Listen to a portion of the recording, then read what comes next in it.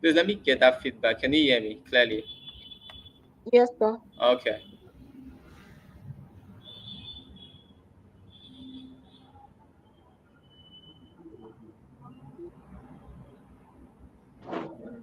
All right, Miss Victoria. So I just noticed that we can only stream for 1 hour. After that, I think we'll be. So I'll work on that, but you can just go on, right?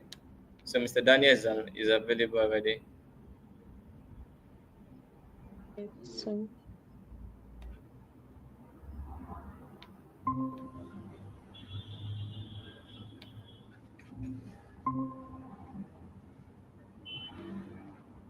All right. So Miss Victoria, you can.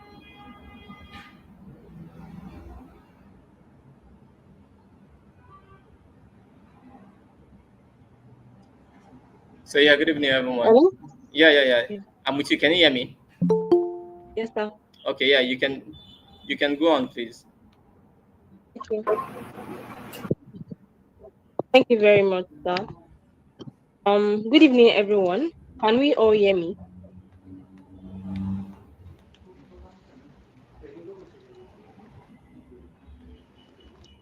Please, can Yes, we hear me, yes, I can. Can you hear me as well? sir? Okay.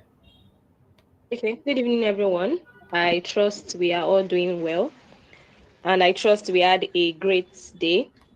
It's a pleasure to welcome you here today.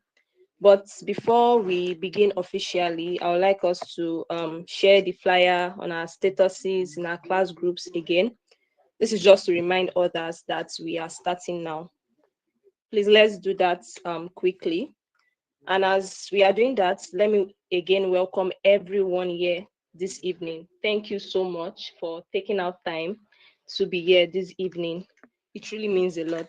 My name is Victoria Oyetade, and I have the privilege of being your host for this conference.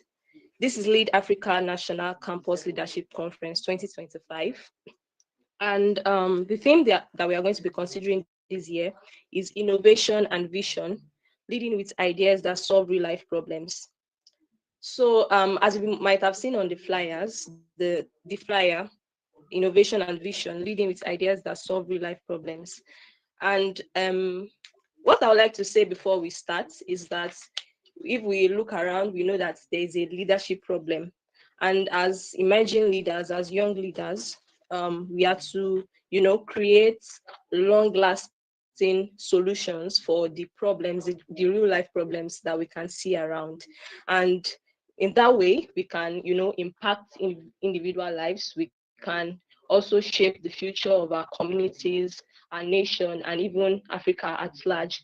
So, as we're going to be starting this evening, I would like us to have an open mind, be ready to learn, take notes, and also ask questions when it's time for the Q&A session. I want to assure you that it is going to be a great value for your time. And over the course of this conference, we are going to be having 4 speakers, 2 speakers for today and 2 speakers for tomorrow. And I want to again assure you that you're not going to regret being here this evening. So before, as we are going to be starting, I would like to invite the Executive Director of Lead Africa Initiative in person of Mr. Elijah Stephen for the welcome address. Mr. So Elijah. much. Thank you very much, Miss Victoria. I'm glad to be here, and I'm also grateful to all of you who have seen it fit to be here. Yeah, basically, the idea of Lead Africa is to ensure that through quality leadership education, right, we are able to um, provide long-lasting solutions, like in fact, like Ms. Victoria said, to the leadership crisis that we have, not just in Nigeria, but across the African continent. So we hope that through events like this, we're able to achieve that and to see that we are able to as well raise and nurture leaders that are visionary, ethical, and transformational in their thinking as well. So that's just what Lead Africa is about. Through our conferences, through master classes as we would have them, and through um, our tours as we now, even at the moment, in fact, we're going about doing some virtual tours across campuses in Nigeria. And this is one of such initiatives, right, to ensure that people get to see leadership, like they get to understand what leadership truly is, and not just that, that they get to really lead in the way that they are supposed to. So, organizing this conference, why emphasis is being placed on students, we also are happy about the fact that all emerging leaders are here. People who are in the corporate space, people who are in the religious space, they're all here. And I want to assure you, just like Ms. Victoria, the host, has said this evening, that you're going to get a very good value for your time.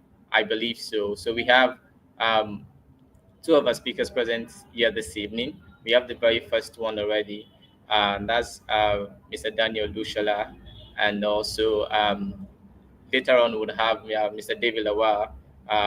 He would also be joining us as well. And four amazing sessions over the course of this event. We're going to be having two sessions today, and tomorrow we have the remaining two sessions. So I just want to say something very quickly before I hand over to Ms. Victoria.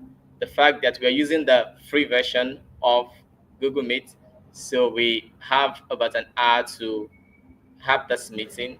So when that happens, I'll work behind the scenes to create another link. So that should be for the second speaker. But I think for now we can go ahead to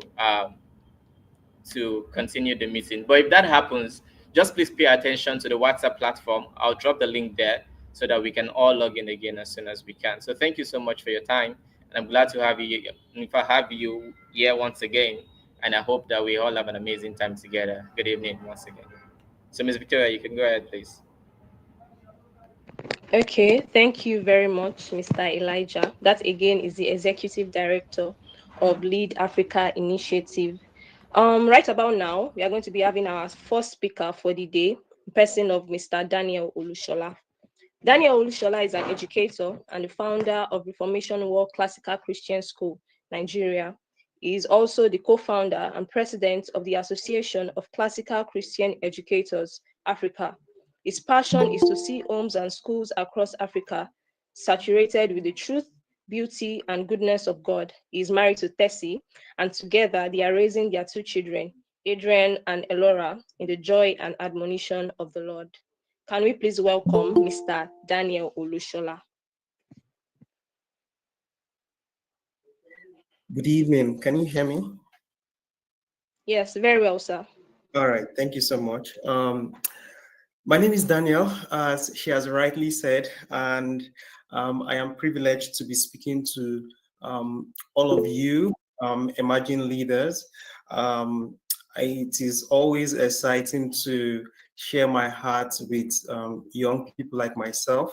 I believe that they understand what is at stake in our country. And privilege to be speaking on a very important topic, one that is very dear to my heart.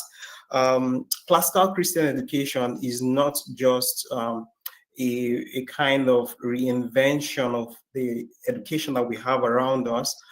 This kind of system of education has been in existence for a very long time.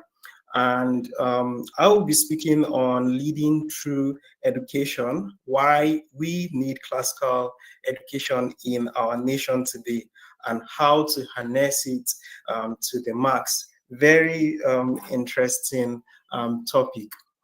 For the past few years, close to 10 years now, I have been involved in what we call classical Christian education.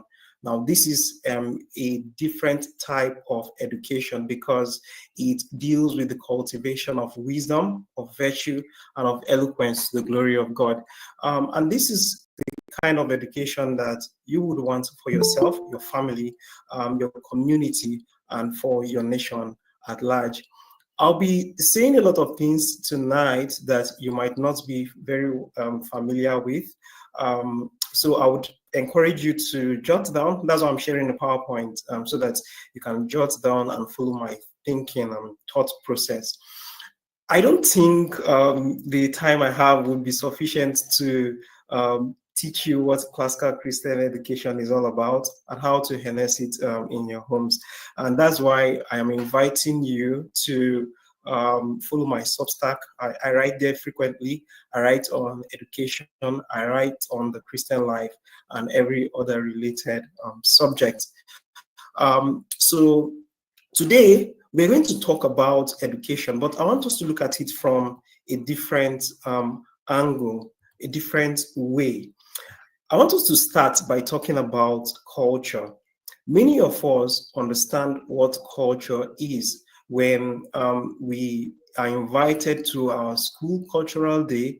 One of the things that come to mind is that we ought to appear in a particular way. We dress as Igbos, as Yorubas, and as Hausas, and as other tribes, as the case may be. We have dances that we present to the audience. We also have maybe food that we just want to share, those things that are peculiar to our own culture and tradition. But when I speak on culture, I want us to think of it in a different light. I want us to think of culture as something that we inherit from the generation past. I would want to introduce us to the thoughts of a thinker and philosopher that I so much cherish. His name is Sir Roger Scruton. Now, Roger Scruton wrote a very important book called Modern Culture. Therein, he defined culture as the shared inheritance of values, traditions, and knowledge that shapes a community's identity and way of life. He went ahead to say that culture is the accumulation of human achievements that provides meaning and continuity, encompassing arts, literature, religion, and custom. Now, if you look at what culture is known to be in this part of the world, you realize that we don't really pay attention to what we call arts, architecture, literature, religion. The only thing we pay much attention to is our customs. Okay, now he went ahead to say that culture is a shared spiritual force that binds people through common symbols and practices, not merely a collection of artifacts, but a living tradition that educates and elevates the soul. Very important to note this. Now, when we speak of culture, I want us to look at culture in three ways. To me, I believe strongly that culture is divided into three, and we're going to examine each and how it affects us in our day-to-day lives. The first one is pop culture. The second is common culture, and the third is high culture. Now, when we talk about pop culture, we are looking at mass-produced entertainment that is aimed at immediate gratification. Now, if you monitor what is going on, you realize that when you log into TikTok, the people on TikTok behave similarly. When you go on Twitter, the people on Twitter behave the same way. Maybe the same, not the same way, but they have similar characteristics. When you go on Instagram, you see the same thing. When you go on Facebook, you find the same thing. Now, it speaks on the kind of culture that we have today, all right? Now, this pop culture thrives on novelty, repetition, and commercial appeal rather than depth and enduring values. So when you see the kind of music or the songs that we are listening to today, you realize that this is the kind of things that they exhibit. All right, they have commercial appeal. All right, they are quite repetitious and all that. Now, this kind of culture aims not to elevate your taste, but to satisfy your appetite quickly. That's why those songs don't leave your head. You kind of sing them unknowingly, even if you're a believer. Why? These kind of songs saturate every areas of our lives. Now, when we talk about this, we are looking at all those top songs by the likes of Wizkid, David O, Burna Boy, and their likes, or you see all the viral TikTok dances. Those are exhibition of pop culture. The next type of culture I want us to think about is what we call common culture. Now, I am clearly against pop culture in all ramification. I know many people will disagree with me, but I can stand here to say that one of the challenges that we have in our society or in our country today is unknowingly as a result of the pop culture that has saturated our lives. Pop culture has changed our taste for what is good, what is true, and what is beautiful, and it ought not to be. Now, we'll examine what we call common culture. When we speak on common culture, it is the shared heritage together. Now, it will include folk songs, national holidays, customs, local art, things that may not be elite, but carry the weight of memory. Now, in the case of common culture, we are speaking on things that would make you feel so drawn to other people. For example, you look at your tribe, what is peculiar to your tribe. Of course, when I speak on this, I'm talking about the beautiful part and the truthful part of your tribe. They are ugly part of your tribe and falsehood displayed by all the tribes in Nigeria. And I'm saying that as someone that upholds Christianity or that wants to represent Christ, we ought to run away from such. So, but I'm speaking peculiarly or particularly about the beautiful part of our culture. Many of us here, if you're a Yoruba person, when you attend a Yoruba wedding, the kind of songs that are played there, so beautiful, you're so, oh, Yoruba is beautiful. Igbos, when you hear the songs or you see the Igbo tradition, the way they dress, and you're like, oh, Igbo, this of my culture is so amazing. And the same goes for Hausa and other cultures that are there. So we are speaking on common culture in this case. Now, for this kind of culture, it's also that is passed down and shaped over generation, giving people a sense of identity. Now, I dare say that your faith, your Christian faith, is part of the common culture.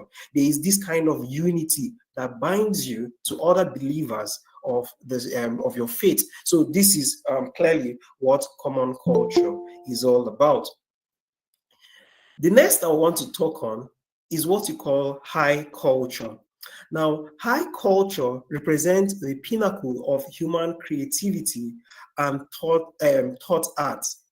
Okay, now and thought, and this includes art, literature, and music that aim for truth and beauty and moral depth. Now, if you have examined or if you are listening carefully to what I've been saying, you realize that one of the things that has saturated our culture is the pop one. Okay, then we have traces of common culture, although it is quickly eroding. Lastly, this high culture is missing in our context, in our country. All right. Now, this kind of culture, that is the high culture, requires cultivation and education to fully appreciate its lasting enrichment. So this culture is the type that when you engage in it, it has lasting effect, of course, positive effect in your own lives and in the lives of your community. Now, when we talk about the plays of Shakespeare, or we look at Bach's music, or we talk about Michelangelo's sculptures, or the works of Chinua Achebe, like Things Fall Apart, these fall into the category of high culture. If you compare high culture with pop culture, one requires the exercise of your mind, the other does not. One requires you to be like a zombie, talking about pop culture. One wants you to be as a virtuous man or a virtuous woman. Now, where are we in these parts of the world? One of the things we should understand is that every civilization rises and falls on the strength of their culture, on the ability to create lasting beauty, nurture moral and intellectual excellence, and pass on a shared vision of life's meaning. All right. Now, the great cultures of the past, when we examine the Greek, the Roman, the Chinese, and the European culture, understood this greatly. They built not only monuments of stone, but of thought. They composed music that lifted the soul and pursued truth for its own sake. But today in Nigeria, true culture is in a retreat. In Africa, and as I stated earlier, in Nigeria, the virtuous traditions that ought to shape our identity and unity are being steadily eroded. The signs of this decay is unmistakable. When you look around you, you can clearly state that our culture is falling, our culture is backward. And now, there are a lot of people that would say we should speak positively about what is happening in our country. We should appreciate the little progress that we're making. But I think that if we're not honest with our reality, then it will be hard for us to take any significant step to change them. Now, look at the marks of a failed culture. I want to make a case to you that we live in a failed culture. And I want us to examine the marks of this failed culture. The first mark of a failed culture is the erosion of excellence. Now, when a society no longer demands its best, it begins to die. Mastery is replaced with haste, legacy with profit, and beauty with cheap novelty. Mediocrity becomes normal, and moral decline follows. You step out of your house every day, you look at the kind of buildings that are built today, you will see that excellence is lacking. You go to schools, you see that what is being done in our classrooms are not done with excellence. Everything is just done in a very shallow way. All right, this is the erosion of excellence that is currently being experienced in our culture. The second one, or the second mark of a failed culture, is the flight from complexity. Now, one thing you should understand is that a healthy culture can face hard truths. Ours prefer sound bites to wisdom, propaganda to art. We believe that certification is better than true education, and we avoid the difficult and settle for the shallow. If I ask some of us that from first principle, we should explain all the concepts that we've learned in school, many of you will hardly do that. Many of you cannot tell me the foundation of the ideas or the worldviews that you have. And this is a sign that we are running away from the complex. Why? We have built a culture around us that has made us to be lethargic to what is complex. When a nuclear scientist in America is speaking, and when you compare that to a nuclear scientist, I don't know if we have any in this part of the world, when you compare their speeches, you will see that one speaks from depth and the other speaks in a very, very shallow way. Now, as I said, this is not I'm not trying to pull down on our culture, but the first thing we must do is to acknowledge where we are and then, build from there. The third mark of a failed culture is the pursuit of instant gratification. Ours is a culture that is more committed to instant gratification. One thing we should understand is that true greatness requires time and discipline. Today, fame is sought without achievement and visibility without virtue. We want rewards without the work that earns them. Now, the examples of these are clearly displayed around us. When you look at programs that are set, something like Big Brother Nigeria and all the other programs that follow similar manner, those things are just after visibility. People without virtue, people without wisdom are made to be the mark of what everybody in society should aspire for. This is the greatest mistake, or part of the greatest mistake our culture is making. We ought not to seek for fame without achievement. TikTok is there. A lot of people, they don't have any form of achievement aside their dancing in very sensual ways for likes and clicks. It is a mark of a failing or a failed culture. The next part I want us to consider on the marks of a failed culture is the tyranny of utility. When we talk about utilitarianism, it is a culture that seeks to use everything. You're not just using things, you're using humans too. All right? When everything is valued only for its usefulness, we would chase out truth, beauty, and human dignity. Life would become transactional and the sacred disappears. When we talk about the utilitarian culture that has consumed our society today, it displays itself clearly in education. Education is now done for utility's sake. No, many students, a 90 out of 100 students, and I think I'm being generous with my number, would rather read to pass than just to read for the sake of reading. How many of you have taken the works that have been written in the 15th and 14th century, works by great thinkers that were written during the time of Plato, Aristotle, or Socrates? How many of you have taken time to engage those works, to think about how they thought about goodness, beauty, and truth? How many of you have done that?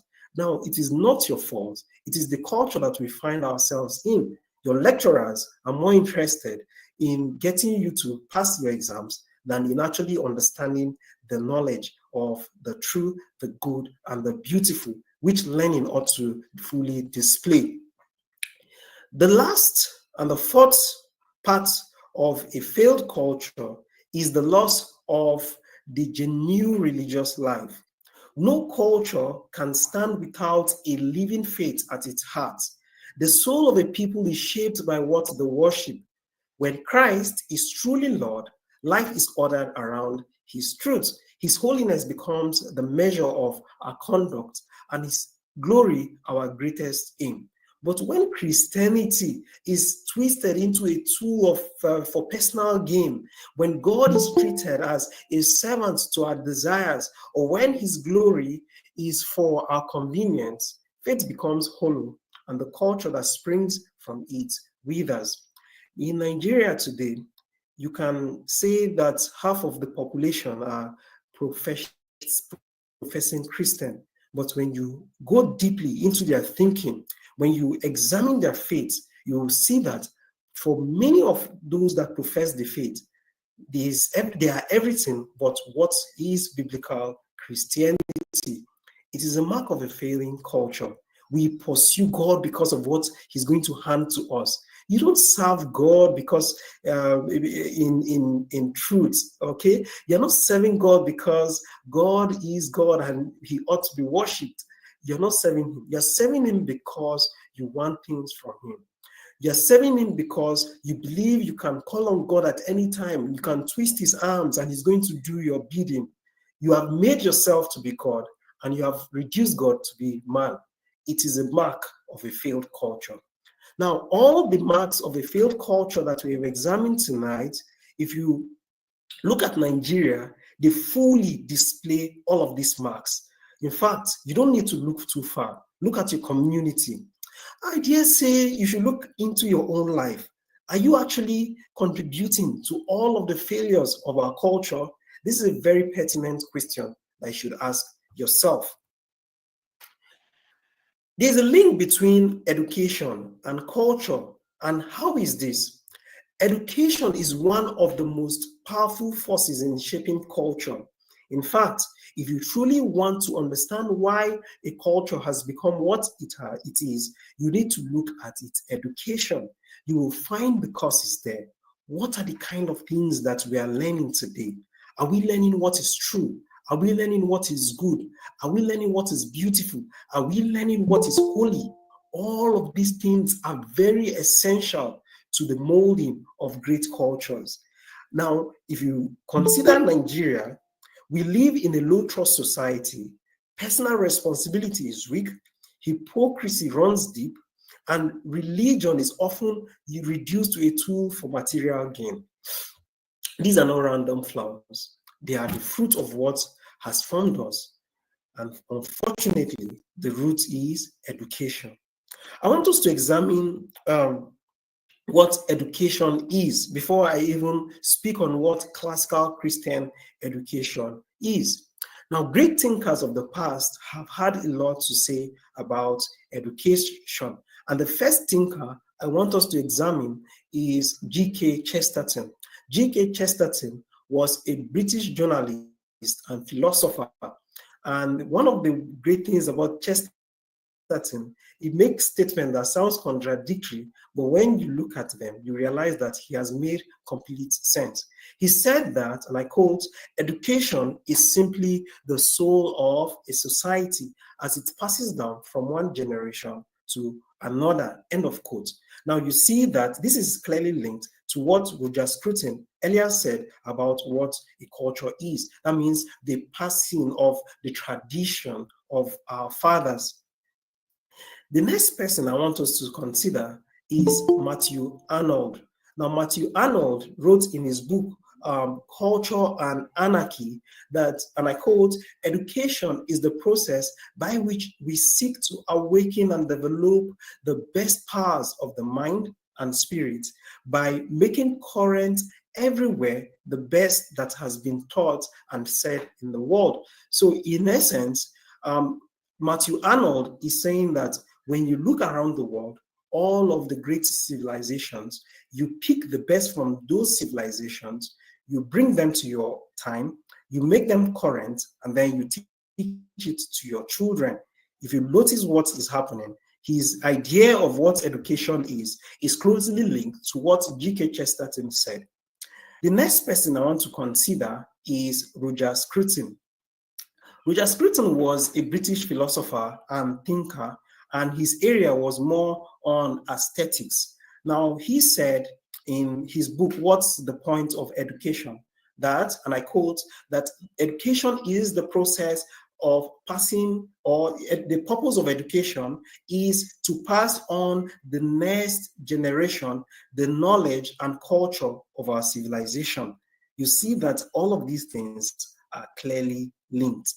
Now, lastly, in his book Laws, Plato said this about education, and I quote, education is the process of drawing and guiding children toward that which is pronounced right by the law. So what he is trying to say is that what is considered right by the law is what you should pass on to the next generation. That is your children, all right? And that is education according to Plato. Now, there are so many wonderful definitions of education out there, but I have just brought these few people, these great thinkers, to just make my case to you all. Now, we're getting to the key and the core of why we are here today. Now, what is classical Christian education?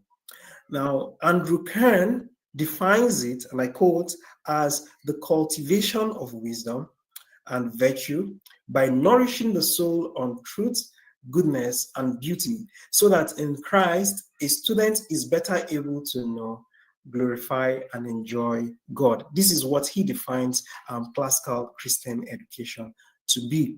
Now, if I'm going to explore all of the intricacies of what classical Christian education is, we are not going to stop or end our my presentation today. Okay. Currently, I am taking someone through 4 weeks of daily lecture on classical Christian education. So it is quite broad, and I will just use my time to explain what I can about classical Christian education.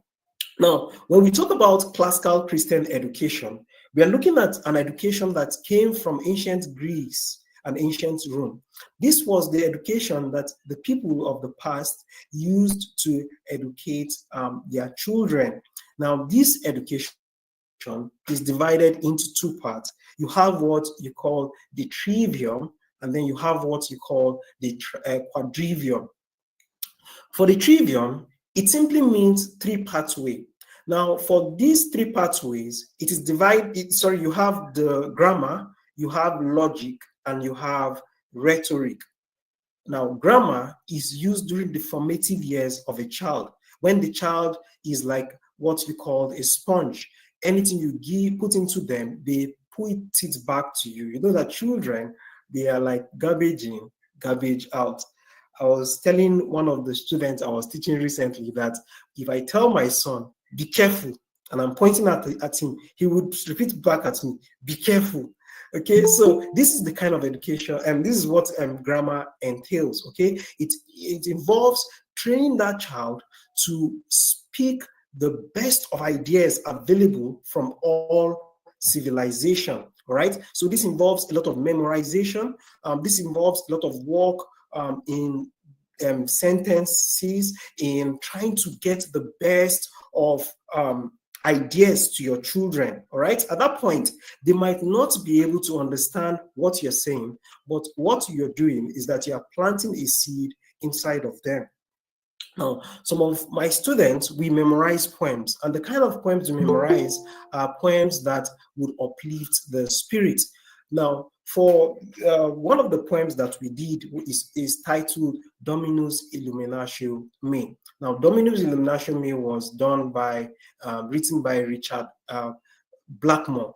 Now, the first stanza says, in the hour of death, after this life's whims, when the heart beats low, and the eyes grow dim, and pain has exhausted every limb, the presence of the Lord shall lift this head. Now, there are up to 4 verses. Now, the only reason why I'm able to say it to you all is because I've been teaching them, okay? That's the secret. Now, the other thing you learn is you do a lot of catechism question and answers. Currently, I am at question 35 with my students. We've gone through the Westminster Catechism from question 1 to question 35. Now, in this catechism, for those who don't know what it is just a summary of what the Bible teaches. For example, if you are asked the question, who is God? My students will easily tell you that God is a spirit, he's infinite, he's eternal, he's unchangeable in his being, his wisdom, his power, his holiness, his justice, his goodness, and he is truth.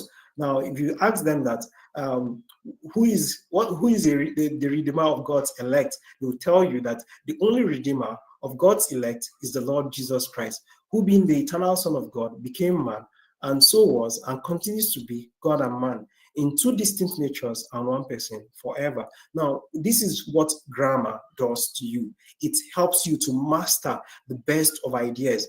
The other thing you could learn is music in the grammar stage. Now, one of the songs that I have taught my students is called Jerusalem. Now, you can just quickly Google that on YouTube. Sorry, you can check YouTube for that particular song. Jerusalem, can type Jerusalem, BBC, just type BBC Jerusalem. It will show you the song. Very beautiful. They converted the poems of John Milton into a very powerful song. And I believe that for the fact that these kind of songs are lacking in our culture, I mean, our culture is going downhill. All right. So the second stage of what this classical Christian education, the part of the trivium is logic. When I was in the 100 level at my university, that was the first time in my life I was introduced to logic. Nobody taught me logic, and it was looking so foreign. And the teacher that taught me back then was even not skilled at teaching that subject. I ended up doing that course, just reading to pass. I passed it, and I forgot about the course. But it ought not to be the case. At a very foundational level, when the child is growing and the child is asking questions, you're supposed to furnish the mind of the child with logic, proper logic.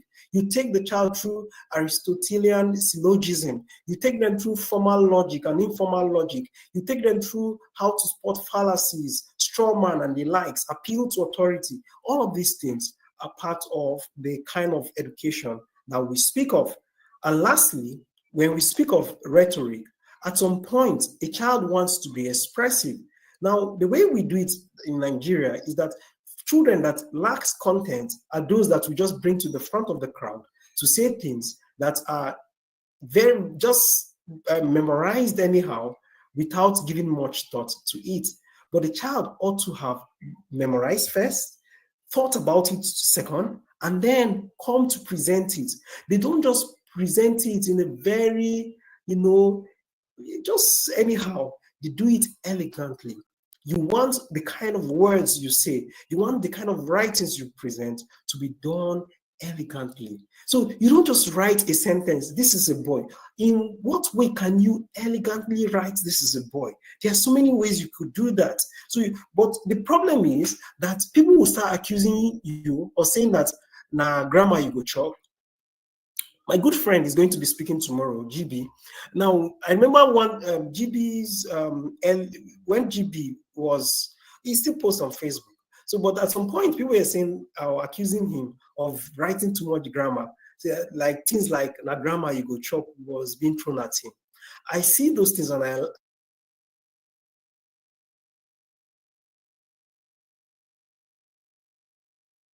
you have to live your life like say na grandma you go chop, because our culture depends on it. So this is what the rhetoric part is about. Now, what happens at the end of the schooling of that's going through primary and secondary school for a child is the normal thesis presentation. So a child comes to the front of the class and presents his thesis on a topic, controversial or maybe just normal topic, but not a shallow topic. The topic could be something like, is feminism ideal for our society? There are many university graduates that cannot even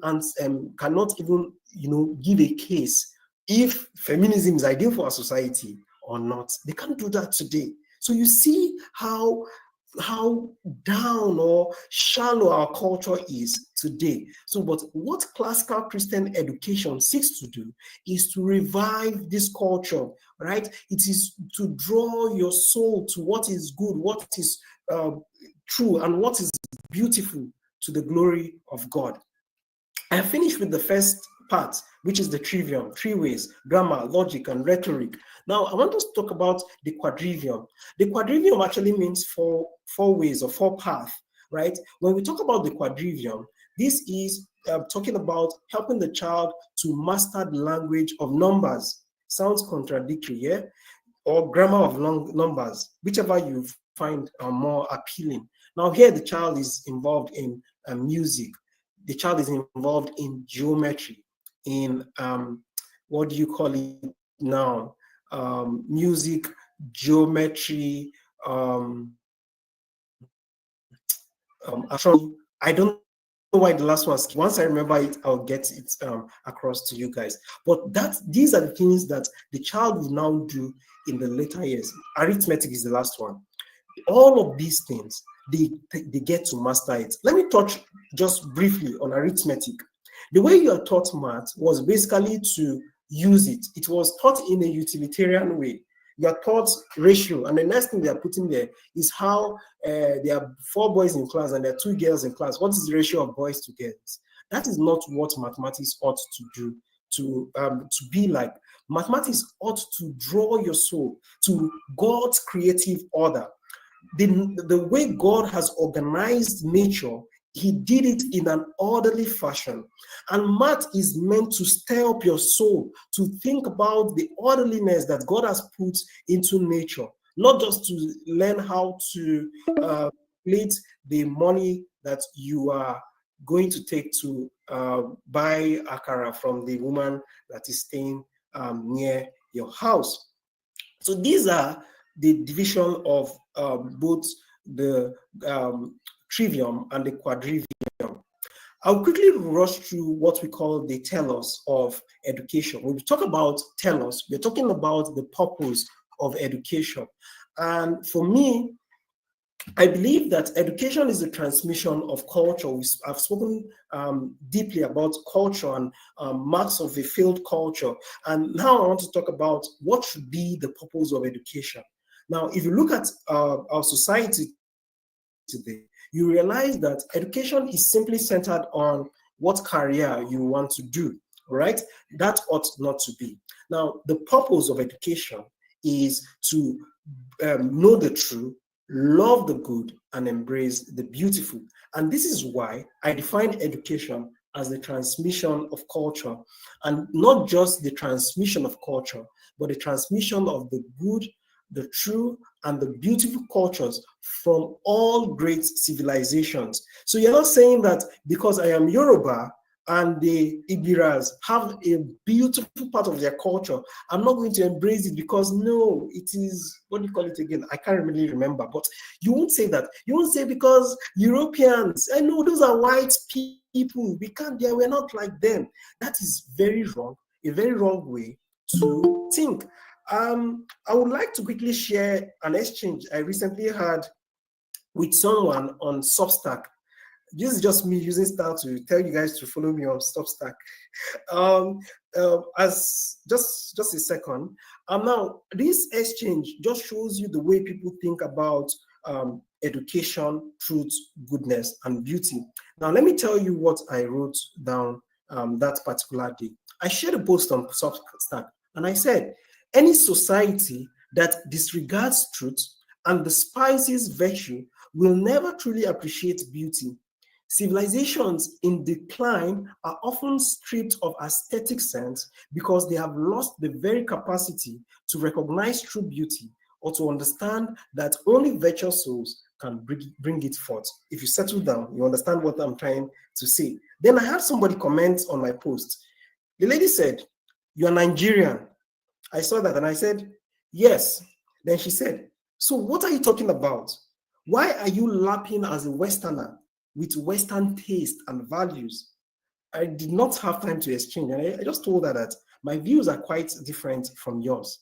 I believe truth, goodness, and beauty to be objective properties. Now, the problem in this part of the world, especially for those who, sorry if you're a Pan-Africanist, I'm sorry if what I say is going to hurt you, who are loud about their Pan-Africanism, they believe that they can isolate themselves from the part of the world and Africanize everything.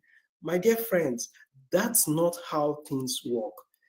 What we would consider, as you see my next slide, is that truth, goodness, and beauty are objective properties, and this ought to be the purpose of our education. Now, there's something that holds truth, goodness, and beauty together, and that is holy. Okay, the holy. Now, when we talk about the holy, we're speaking about the holiness of God. It is from the holiness of God, or the holiness of God is the fountain of truth, of goodness and beauty. And there's no truth, no goodness or beauty that is away or out of what God has defined it to be. Truth is only truth because God defined it to be so. Goodness is only goodness because God defined it to be so.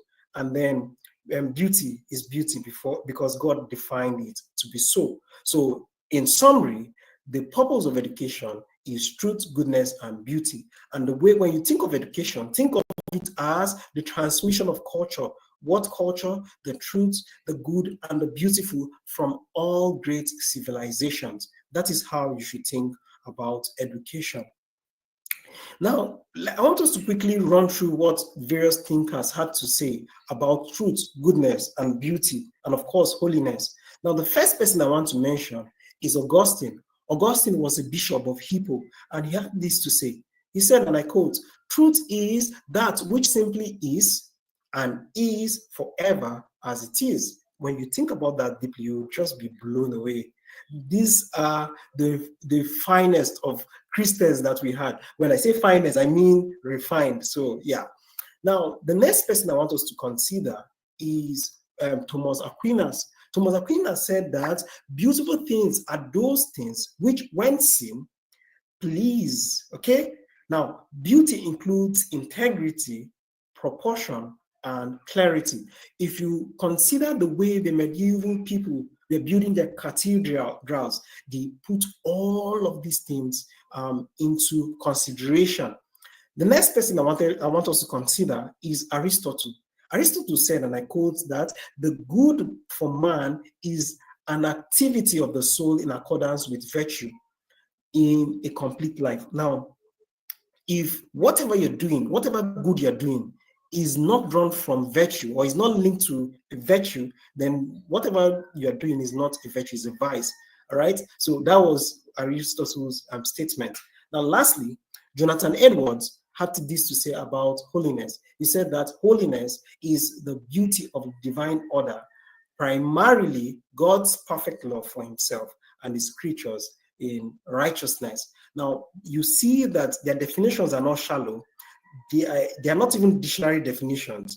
They are definitions that will stir you up to want to pursue the good, the beautiful, and the holy. Now, I spoke earlier about the objective, the objective realities of truth, goodness, and beauty. Now, the key thing I want you to take out of what I'm going to say is that truth, goodness, and beauty are objective.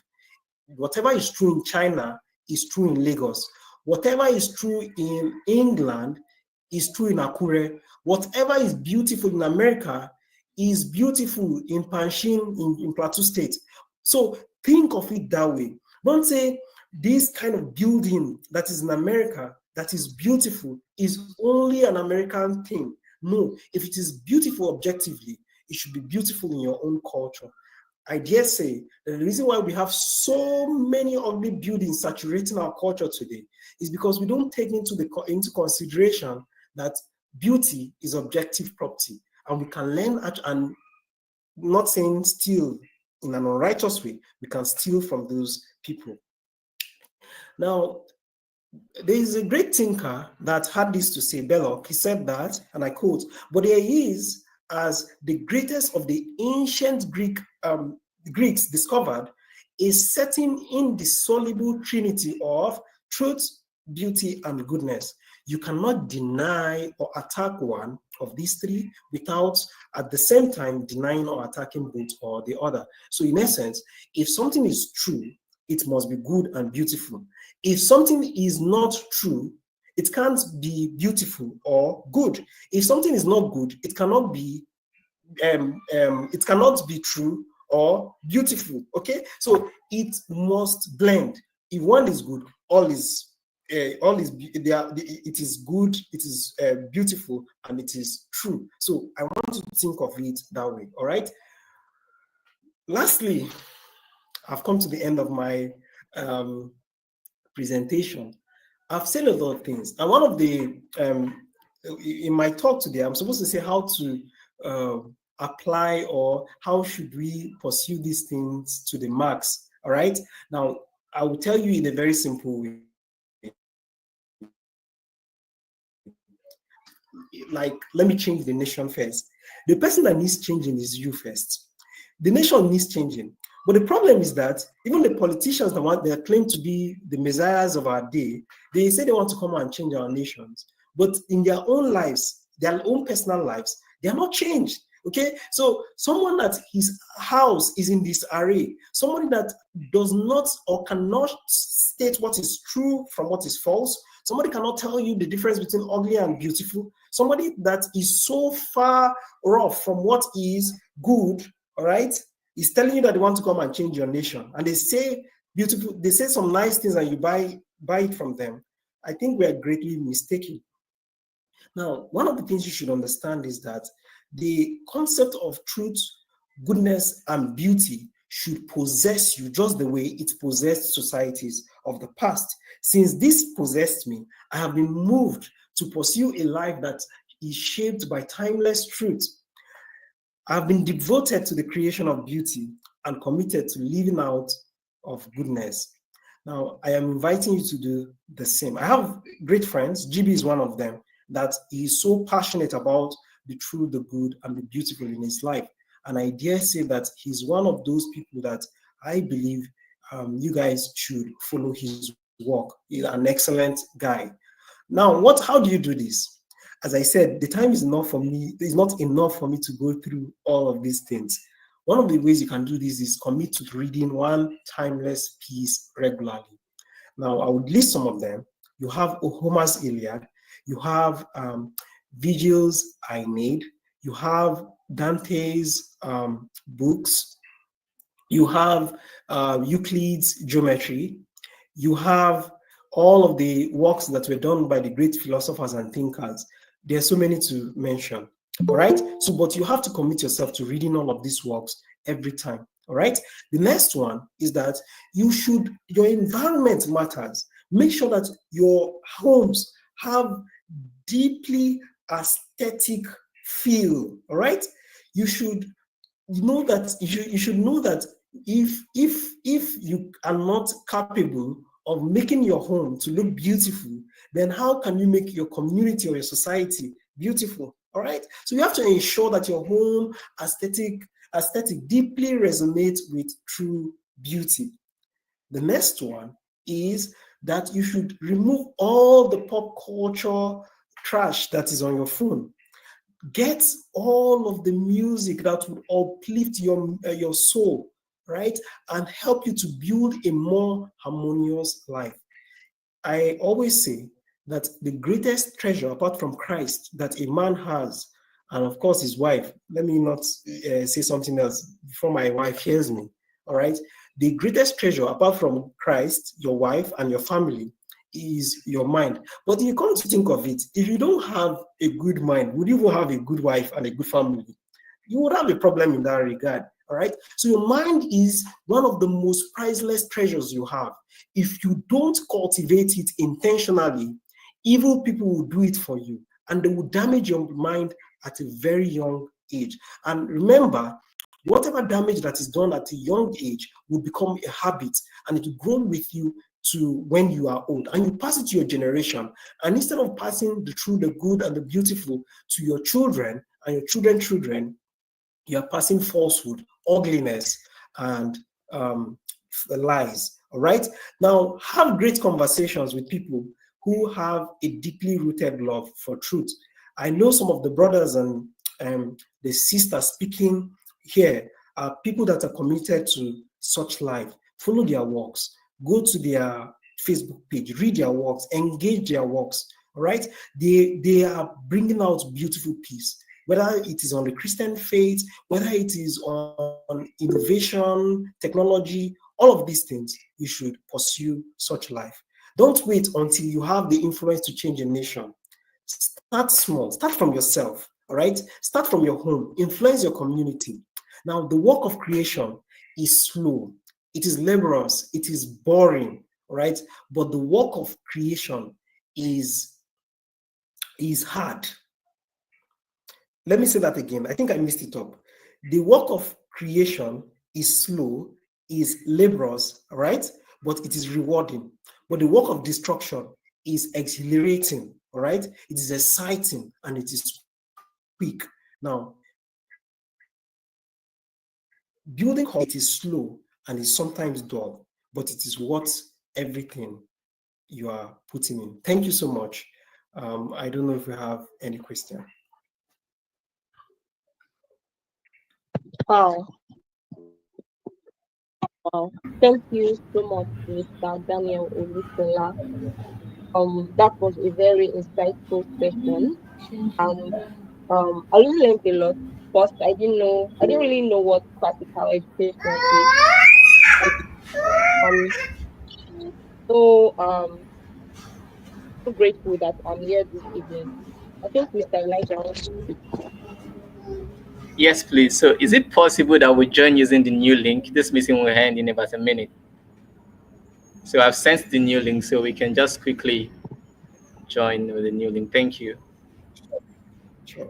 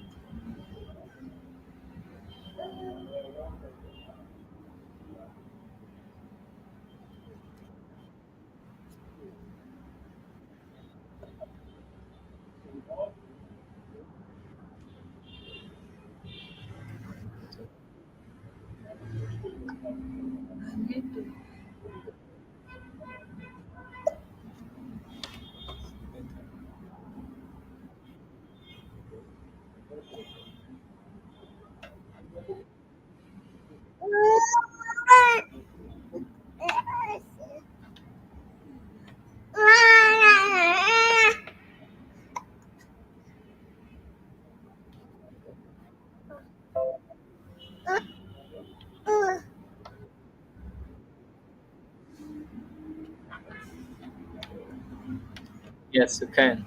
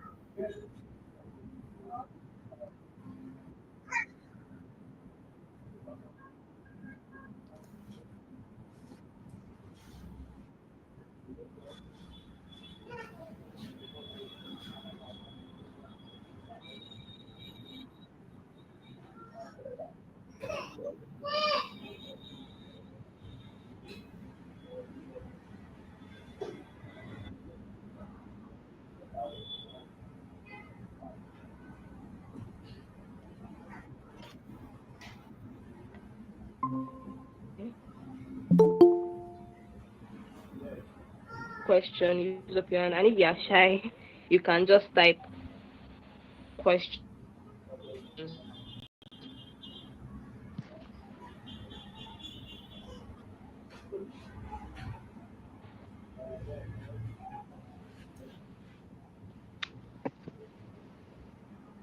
Okay.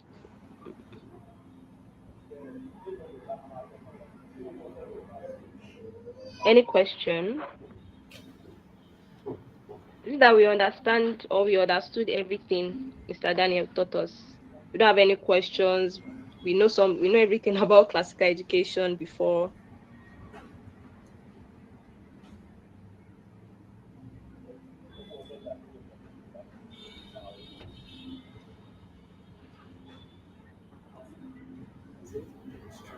Yeah, so it was what I explained that as a book. Yes, it's true. So I had to impute the code on the former screen I was sharing. Yes. Hello? Can you hear me? Yes, we can hear you. Can you hear me as well? Yes, I can. I Oh, don't think is it that we don't have questions? Okay. Someone is asking a question. The person said, is it something he offers classes for? Mr. Daniel. Sorry, I didn't. Is this something I offer? What? paid classes. Paid classes for. Yeah, yeah, yeah. So as I said, I run the Reformation Classical Christian Institute. So what we do is to train people in classical Christian education. So yes, there's a paid class for classical education. I'm going to take each student one-on-one for 4 weeks. We're going to go through various ideas and explore some of the books that will build your thinking and your I just give you a foundation on what classical Christian education is. So the answer is yes. Thank you. Okay. Thank you very much, sir. So we will have an opportunity to, learn aside this class. So if you are interested, you can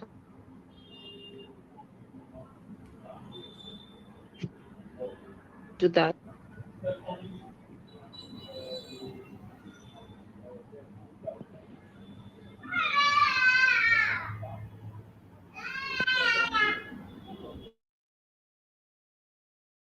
Can we share one thing I'm is not